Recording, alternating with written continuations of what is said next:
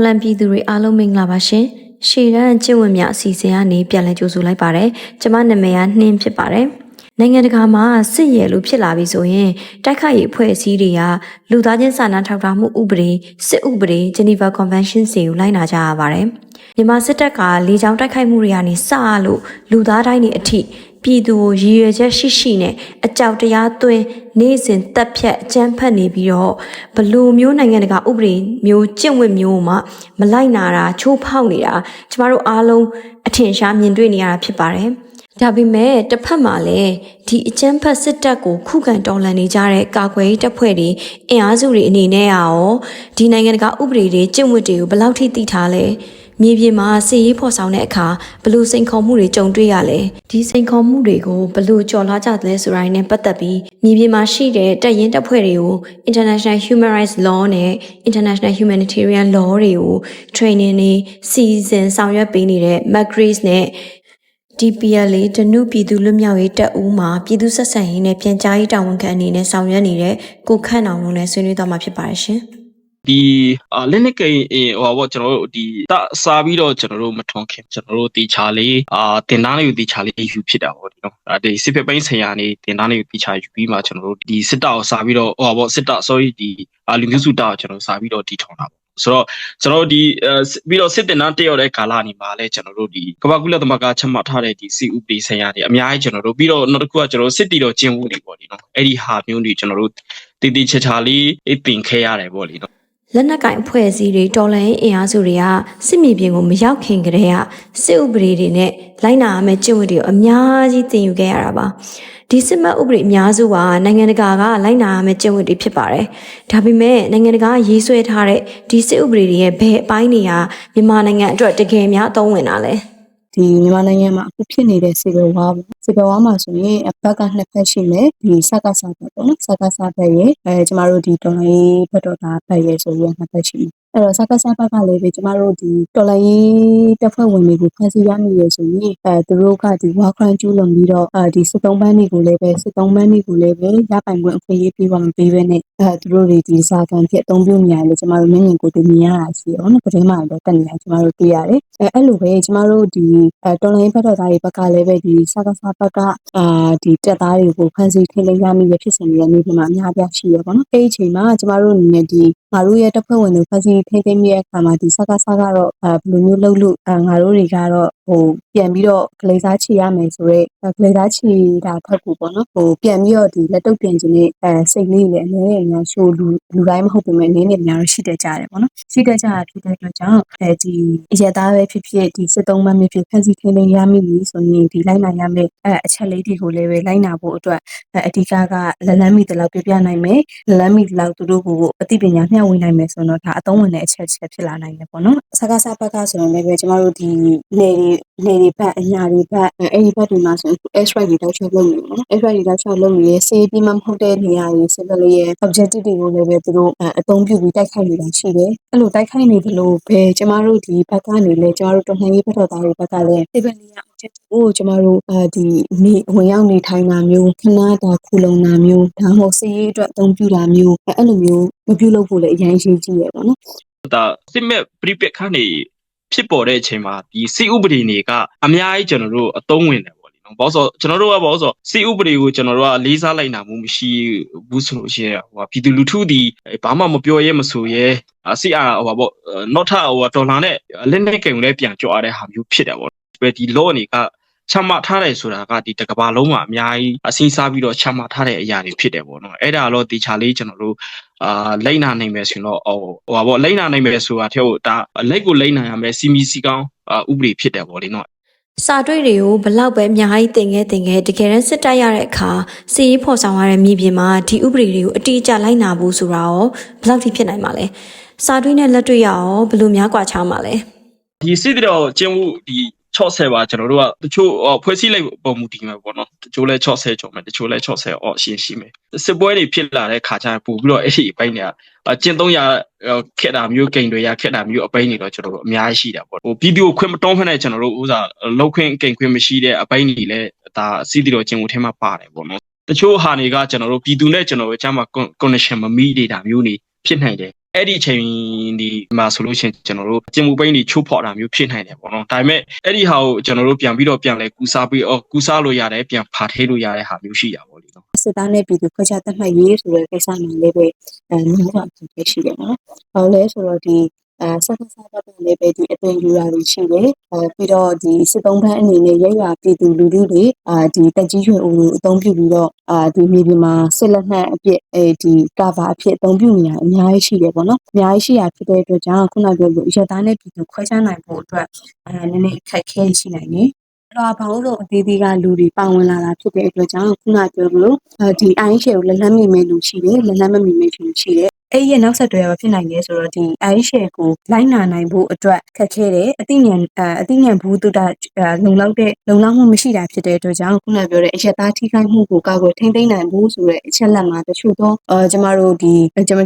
ီဘက်ကတော်လိုင်းဘက်တော်သားတွေဆိုရင်လည်းမတည်ပဲကျူးလွန်နေရတာအများကြီးရှိတယ်ပေါ့နော်ပြီးတော့နောက်တစ်ခုကကျတော့စစ်သုံးမှထင်းသိမ်းတဲ့ကိစ္စမှာဒီစစ်စစ်တော့ပြဿနာမရှိဘူး။ကျွန်တော်တို့ဒီတော်လေးဘက်တော့ဒါအဖွဲ့တွေဆိုရင်ဒီပြည်မှာကဘာပြဿနာဖြစ်နေလဲဆိုတော့သူတို့နေရအခက်အခဲရှိတယ်နော်။နေရအခက်အခဲရှိတယ်ဒီအညာဒေသတွေပဲဖြစ်ဖြစ်တချို့ဒေသတွေမှာဒီရွာတွေကထိကျစွာရှိနေတဲ့နေမြေတွေရှိတယ်။အဲ့ဒါဖြစ်တဲ့အတွက်ကြောင့်သူတို့စစ်သုံးမှပြည်စည်းခင်းရမ်းပြီဆိုရင်သူတို့ပထမဆုံးအနေနဲ့ရိတ်ခါတော့နော်။ကျွေးမွေးနိုင်မယ့်ရိတ်ခါပြီးရင်စေကုတိုက်ခံရလာပြီဆိုရင်စေကုတိုက်နိုင်မယ့်ဒီစေဝါပေါ့နော်လုံလောက်မှုသူတို့မရှိတာလို့ရှိတယ်အဲ့တော့ပြီးရင်နောက်တစ်ခုကကျတော့ဒီ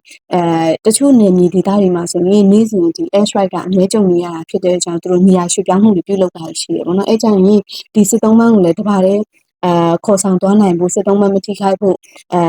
ဆိုရဲအရာမျိုးပေါ့နော်အရာမျိုးထိန်းသိမ်းရတဲ့အခါမှာလည်းအခက်အခဲအများကြီးရှိကြတယ်ပေါ့နော်ပြန်လွှတ်ပေးဖို့ဆိုတဲ့အခါမှာလည်းပဲပြန်လွှတ်ပေးရင်လည်းလုံခြုံရေးစီကျွေးပေါက်တာတွေပြီးတော့ဒီတိုင်းတစ်ဖွဲ့တစ်ခုလုံးပြဿနာဖြစ်နိုင်တော့တယ်ဆိုတော့အနေထားလောက်ထိပေါ့နော်ဒီ information ဒီကျူးပေါင်းမှုတွေဖြစ်နိုင်တော့တဲ့ဒီအခက်အခဲတွေဒီမှာရှိကြတယ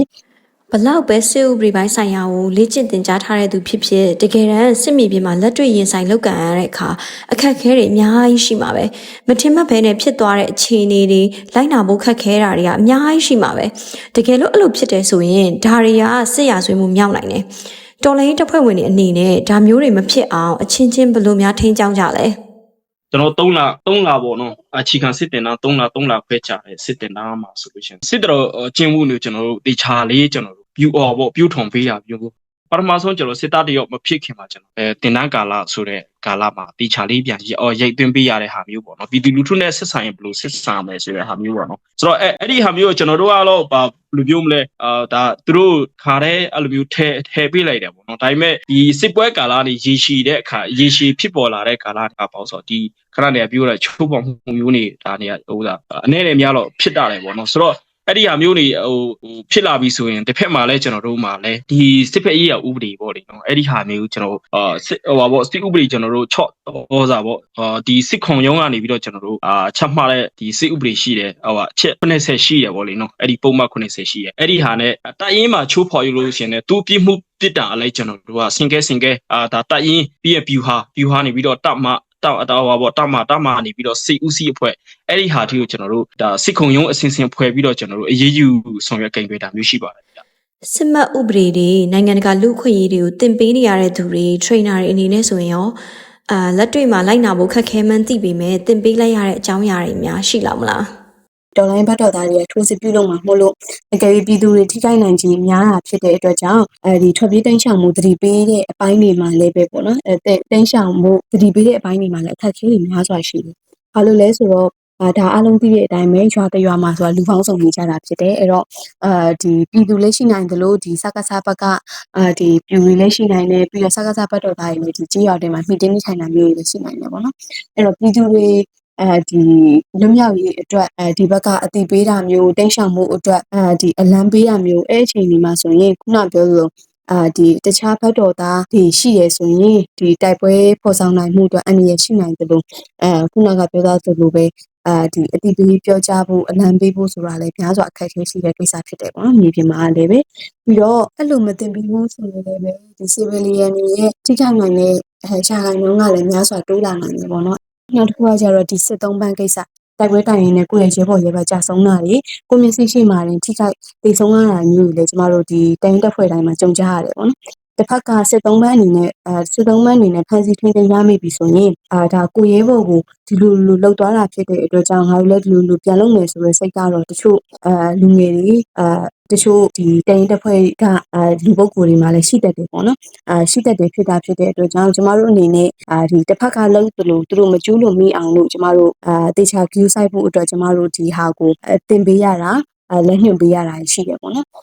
ကျမတို့တော်လန်ရေးရဲ့ပင်မရည်ရွယ်ချက်ကမတရားမှုကိုခုခံတွန်းလှန်ဖို့ပါဘလို့ခက်ခဲတဲ့အခြေအနေမျိုးမှာပဲဖြစ်ဖြစ်ကိုကမတရားမှုကိုတွန်းလှန်ရင်အမှတ်တမဲ့ဖြစ်မတရားမှုကိုကျူးလွန်သူမဖြစ်သွားဖို့အရင်အရေးကြီးပါတယ်အရက်သားနဲ့စစ်သားရောနေတတ်တဲ့အခြေအနေမျိုးမှာဆိုရင်တစ်ဖက်ကလည်းကိုယ့်ရဲ့စစ်စင်ရေးအောင်မြင်အောင်တစ်ဖက်ကလည်းပြည်သူတွေထိခိုက်နေတာမျိုးမရှိအောင်ဒီလိုလှုပ်ဆောင်ရတဲ့အချိန်မှာဘာတွေကိုများသတိထားရလဲမထင်မဖက်တဲ့ကြုံတွေ့ရတာလည်းရှိတယ်တချို့ကရွေချက်ရှိတဲ့ကြုံတွေ့ရတဲ့အပိုင်းတွေလည်းအများကြီးပေါ့လေနော်ဆိုတော့အဲ့ဒီမှာကျွန်တော်တို့ရွာထုတ်စစ်ကောင်စီဝင်လာတဲ့ဟာမျိုးပေါ့လေနော်ဆိုတော့အဲ့ဒီရွာကတကယ်လို့ဆိုလို့ရှိရင်စစ်ကဖြစ်လို့မရဘူးပေါ့လေနော်စစ်ရွာထဲမှာရှင်ကျွန်တော်စစ်ဖြစ်အတနိုင်ဆုံးကျွန်တော်တို့စစ်ဖြစ်ဖို့ရတော်တော်လေးအိတ်စိန်ခုံမှုရှိရယ်ဆိုတော့သူတို့နေစစ်ကြောင်းထိုးလာတဲ့အခါမှာကျွန်တော်တို့မှလည်းပေါ့ဆိုခုခံကာခွဲတဲ့အပိုင်းတွေကကျွန်တော်တို့ကကာကွယ်ရမယ့်ဟာမျိုးရှိတဲ့အခါကျတော့ခဏနေရပြောလို့ပြောပေါ့နော်အဲ့ဒီရွာထဲဟိုပါဘောဒီရွာစတို့ရွာထဲတော်တွေအဲ့လိုမျိုးတွေမှာကျွန်တော်တို့ဖြစ်သွားတာရှိတယ်တချို့ကျွန်တော်တို့စစ်ပွဲတွေကိုကျွန်တော်တို့ဟိုပါဘောစစ်ဖြစ်တော့မယ်စစ်ပွဲဖြစ်တော့မယ်ချင်းကျွန်တော်တို့ကပေါ့ဆိုဟိုပါဒီတေချာလေး strategy ကိုတေချာလေးချတာပေါ့နော်မဟာဗျူဟာတေချာလေးချပြီးမှအတနိုင်ဆုံးပြည်သူလူထုထိခိုက်နေနာမှုအ ਨੇ ဆုံးကိုကျွန်တော်တို့တေချာလေးဟိုပါပေါ့ estimate လောက်ရတာပေါ့လေနော်တွက်ချက်ပြီးမှကျွန်တော်တို့ဆွံရတဲ့ဟာမျိုးဖြစ်တာပေါ့နော်မရှုံလွှဲလို့ရတဲ့ဟာမျိုးတွေလည်းကျွန်တော်တို့ကြုံခဲ့ရတဲ့ဟာမျိုးတွေအများကြီးပေါ့နော်နောက်တစ်ခုကဒီ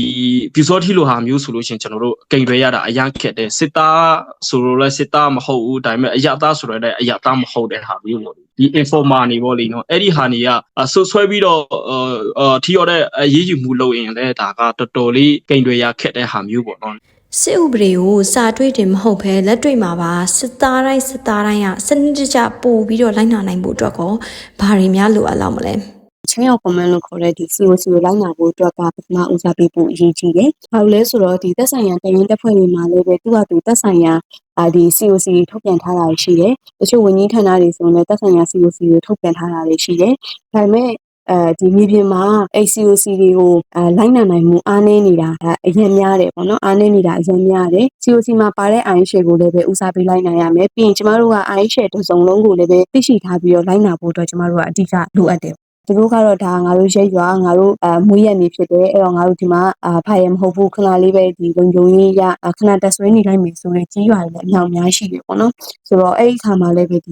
တစ်ဖက်စစ်တပ်ကနေပြီးတော့ဒါသူတို့ခုလုံလို့ဒီပုံကျရပါတယ်ဆိုတော့အချက်လက်နဲ့သူတို့လုံနေကြတာမျိုးရှိတယ်ပေါ့နော်ဖန်စီထိသိမ်းတဲ့အခါမှာလည်းပဲကျမတို့က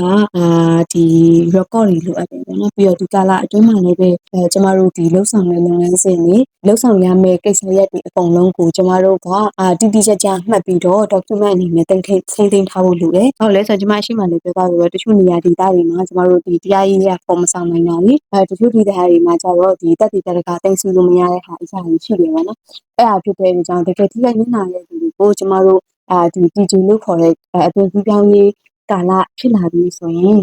ကျမတို့ပြန်လည်ကုစားပေးနိုင်ဖို့ပြန်လည်သူတို့တွေကိုနှစ်သိမ့်ပေးနိုင်ဖို့ပြီးရင်သက်ဆိုင်ရာတရားစွဲဆိုမှုတွေပြုလုပ်နိုင်ဖို့အတွက်ကျမတို့သက်ဆိုင်ရာအထောက်အထားတွေတက်တည်တွေကအဓိကအရေးကြီးတာဖြစ်တယ်။သူတို့တွေအတီးတန်ကျွန်တော်တို့တင်တန်းတွေအများများပေးဖို့လိုတယ်။နောက်တစ်ခုကဟိုပါပေါ့ကျွန်တော်တို့ဒီအချင်းချင်းကြားမှာလည်း advocacy လုပ်တဲ့ဟာမျိုးပေါ့နော်ဒီ military အနေနဲ့ပတ်သက်တဲ့ဟာမျိုးတွေကိုကျွန်တော်တို့များများလေးကျွန်တော်တို့ဟိုစားတင်တန်းပေးနိုင်ဖို့အရေးကြီးတယ်စစ်သားတယောက်ကတော့ဟိုစားတင်တန်းတက်ပြီးလို့ဆိုရင်အဲ့ဒီစစ်ဥပဒေကမှတ်မိတယ်ဒါပေမဲ့စစ်ပွဲကရေရှည်လာပြီဆိုလို့ရှိရင်အဲ့ဒီစစ်ဥပဒေချိုးပေါ်တာမျိုးတွေအဲ့ဒီဟာမျိုးတွေကိုကျွန်တော်တို့ဟိုဖြစ်ထားရှိတယ်ပေါ့လို့နော်လူအဖွဲ့အစည်းကိုထိန်းချုပ်နိုင်ဖို့အဲ့ဒ